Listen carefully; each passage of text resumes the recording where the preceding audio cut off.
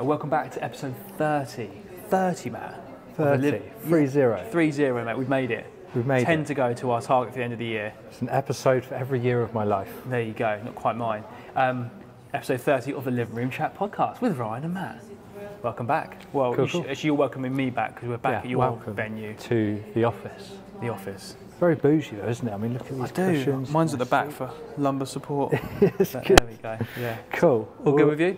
Yeah, all's good. All's well. So we're going to mix it up a little bit. Obviously, podcasts have gone from our very first ones where we just talked about shit. For hours. Yeah. 1 minute in, I swore. For hours. And then we kind of condensed it down to 30 to 40 minutes of just estate agency talk. We're now going to do bite-sized next 4 episodes, maybe more, of 15-minute intervals about one particular topic that we want to talk about.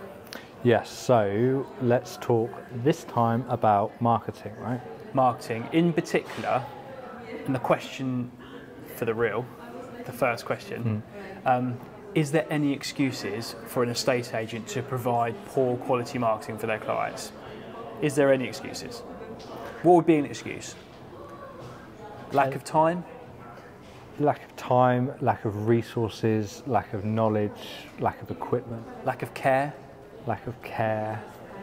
And it's, for me, there's no excuse, because part of what you are as an agent is a marketer. Absolutely. And part of being a marketer is doing things like taking good photos. Yeah. The real basics. Yeah. And it's amazing how many listings there are put on Rightmove every single day with just terrible photos. Do you think clients, they must not even care, like, not that they don't care, they just don't know any different?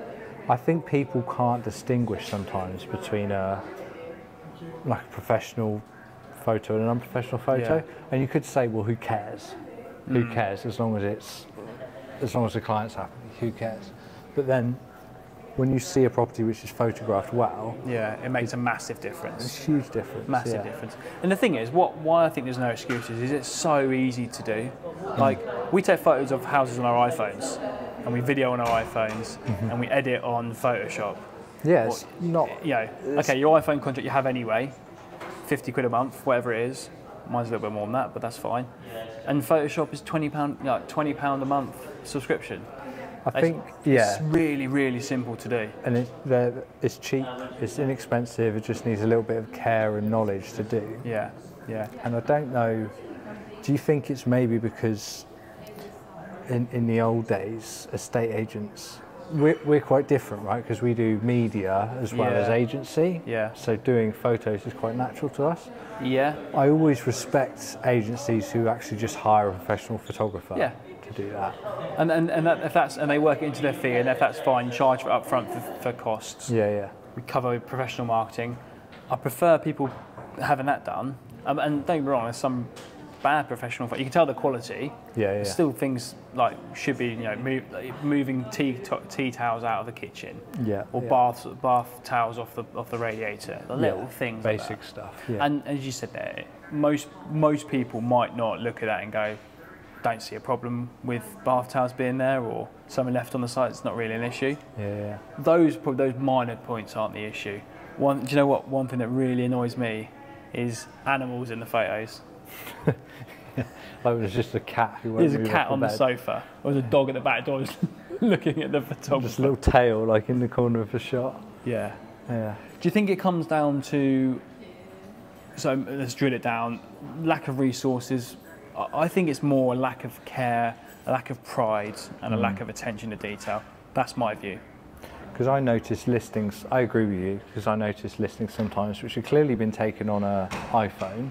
There's nothing wrong with them being taken on an iPhone, but they're wonky, or like it's dimly lit, or it's just a really poor photo. Yeah. A house is such an expensive asset, and if the marketing is rubbish, why even bother? Yeah, no, I totally agree. And then that's before you get on to, I'm pretty sure most estate agents do floor plans now. Like, there's not many that, if any, that don't do it. I still see some without them. Do you sometimes. really? Well, occasionally.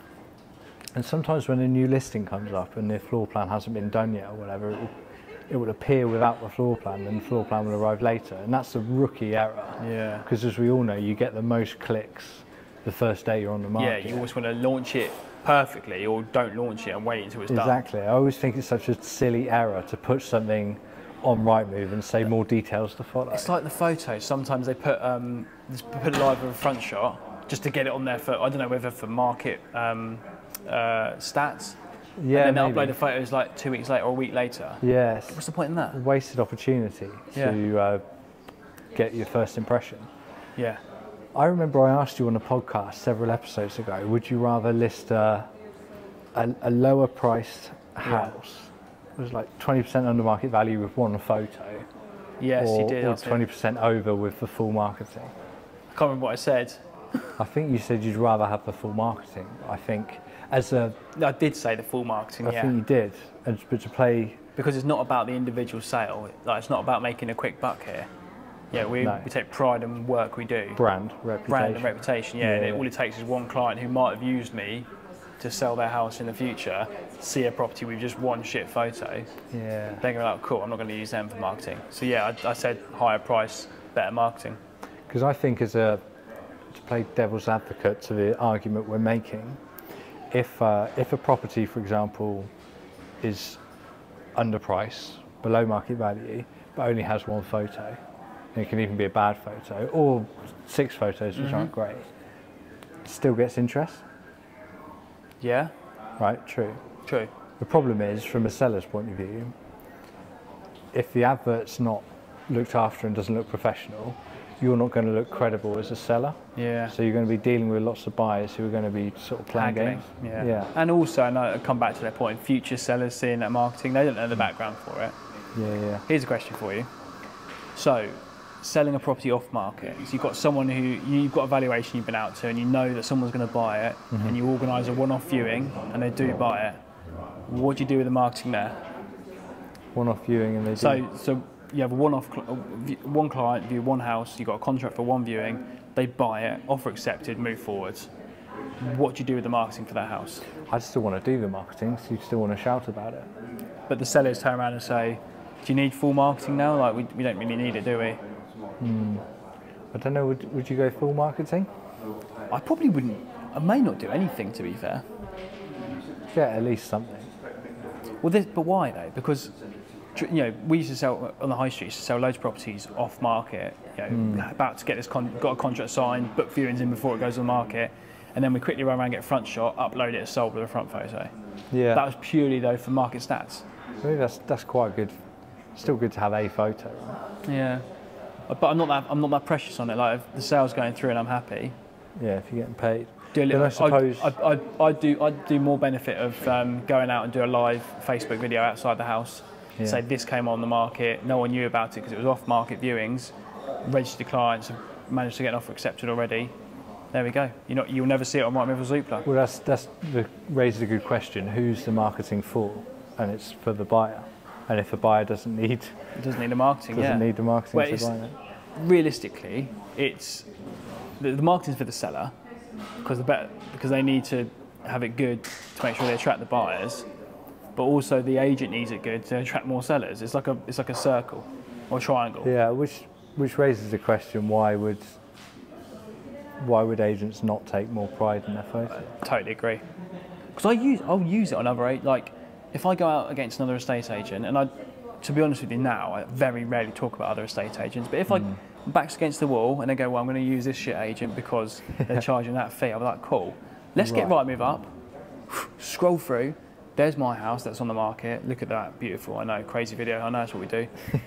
And then that's the next one, same price, a different agent, look how bad it is. Which one would you go for? I would use that against them. Yeah, well, so you should. What's funny for me is when I'm going back through Rightmove through old sold listings, you can see the photos from like 2008, 2009, 2010. It's just so funny how far we've come. I think, yeah, because we used to see, you weren't in the business then, I was selling houses in that marketplace. And I look back at I worked in Reading for years, obviously, and I go back to houses that I've been out to value or been in before, like 10 years ago, and I look back at the old listing and I go, there it was, old company, sold. I knew I took those photos, and I'm looking back thinking, wow, they're bad. Yeah, before you had wide angles angle all lenses. perfect, but dark. Yeah, no life in them. Yeah. Got painful. To be honest, it's what got me really fired up when I came into the business, is seeing how badly other properties were marketed. Yeah. And because I knew how to edit photos and stuff like that, I was like, I can do this. Yeah, it sets you on the good way, doesn't it? Because once the... Just pause this bit on the... Once the marketing is perfect, you've done your bit. Like you've priced it as you've priced it. You've given the advice. You've done all the marketing. Up until that point, that is your business done. Yeah. If inquiries don't come in, it's not your fault. If the marketing is a bit average, I feel the clients will have something to come back at, and quite rightly so. Yeah, because they Maybe they do shit photos just to say when the seller kicks off, there's no viewings in a couple of weeks. Don't worry, we can't get the marketing done. yeah. Just we'll send out a photographer. Yeah, we'll send out a professional photographer to keep you happy. Yeah, probably. It wouldn't surprise me. I wouldn't put it past agents. No. But anyway, in summary, there's no excuses for terrible marketing. It is so easy to do. So if any estate agents actually watch these reels or YouTube page or us on Facebook or Instagram or TikTok, just saying we're on all platforms, then just get yourself sorted. Get a decent iPhone, get a gimbal, get a tripod, laughing, and a Photoshop subscription. There you go. It's not hard. Not hard. That's another little side project. We could teach people how to edit photos. Yeah. It's not really a business only. You just go on YouTube and work it out. Well, everything is on YouTube, isn't it? Yeah. What do you think, speaking of photos on adverts, do you think there's an optimum number of photos? I do. Do you like to... I like to keep something back sometimes. I think between 10 and 15 is the perfect number. For a 2-bedroom flat and a 4-bedroom house? A 2-bedroom flat. Like, so I do one of each room. If the room's particularly nice, I'd maybe do two. Like two of a different angle of the same room.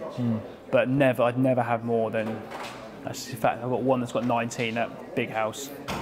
But never more than 15 typically. 2-bed flat, I imagine between 10 and 12. You can overdo it, can't you? Yeah. 2-bed flat, you'd have 2 bedrooms, 1 or 2 bathrooms. I may not take both bathrooms.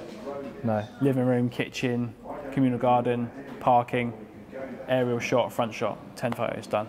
Seems about right to me. Yeah. Yeah, and on the floor plan. Similar for you?